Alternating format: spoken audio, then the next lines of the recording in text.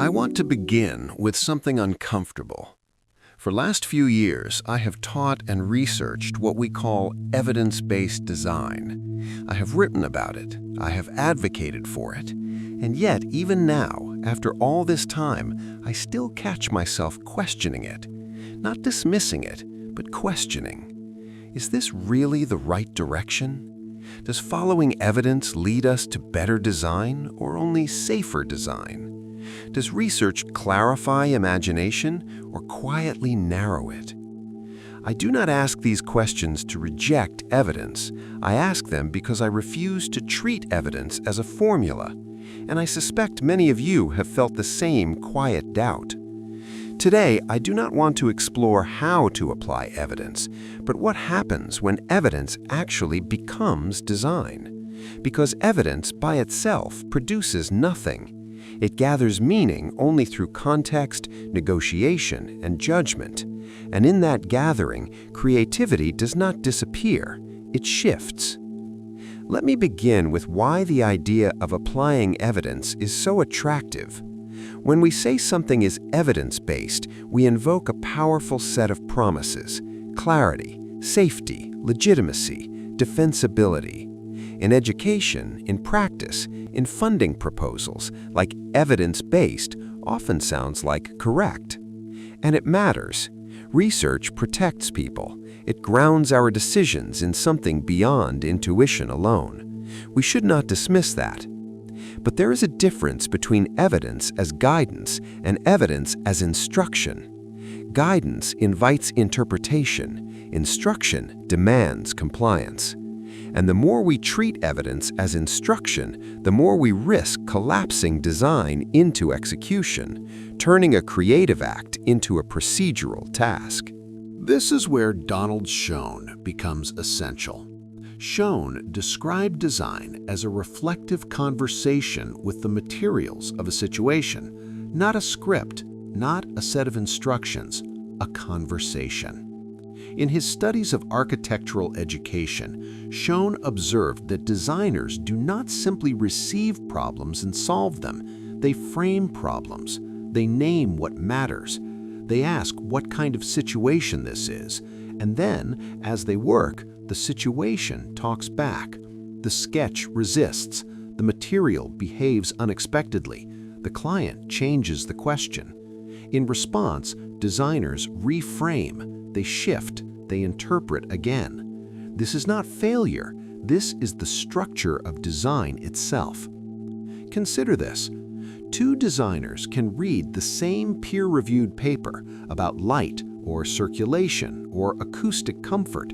They can accept its findings entirely, and yet they may produce completely different spaces. Why? Because interpretation is inevitable.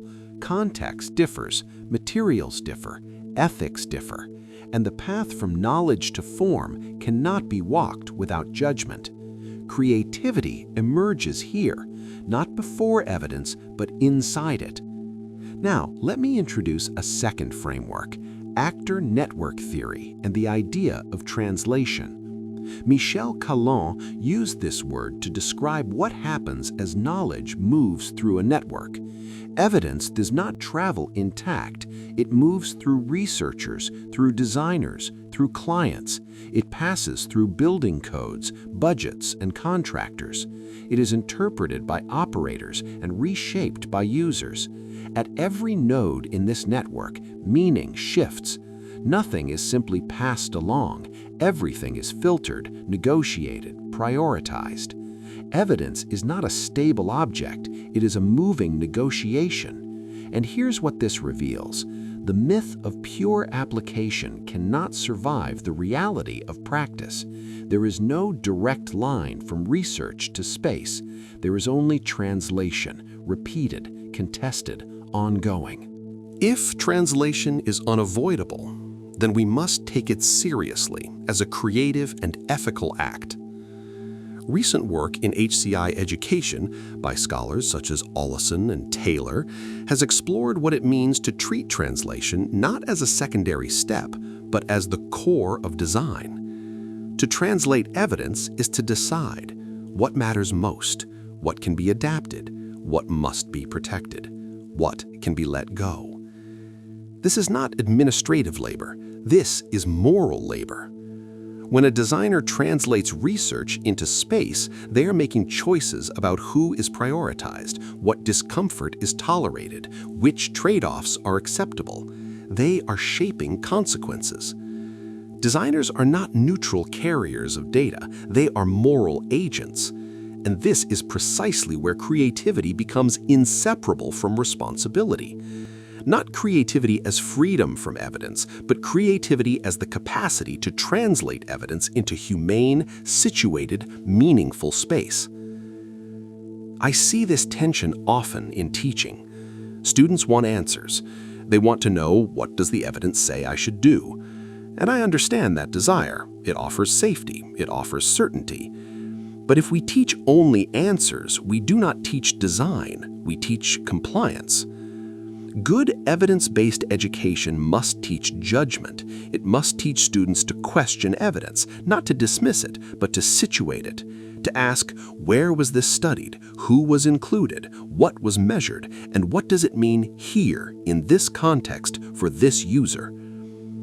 We must teach students to translate, to move between the general and the particular, between the research setting and the living world. And we should teach them to own their decisions, not to hide behind evidence as alibi, but to stand accountable for what they shaped. I return now to where I began. I have not resolved my doubt. I do not think I should, because the doubt is not a weakness, it is a form of care. Design does not need more certainty, it needs better interpretation. Evidence matters, but evidence is not a formula, it is an invitation to think, to question, to translate, to act.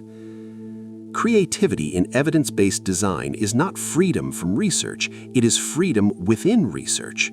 It is the capacity to hold knowledge carefully and still move, still shape, still imagine. If I have learned anything from teaching and practicing this field, it is this. The line between knowledge and space is not a line at all. It is a path, and a path must be walked.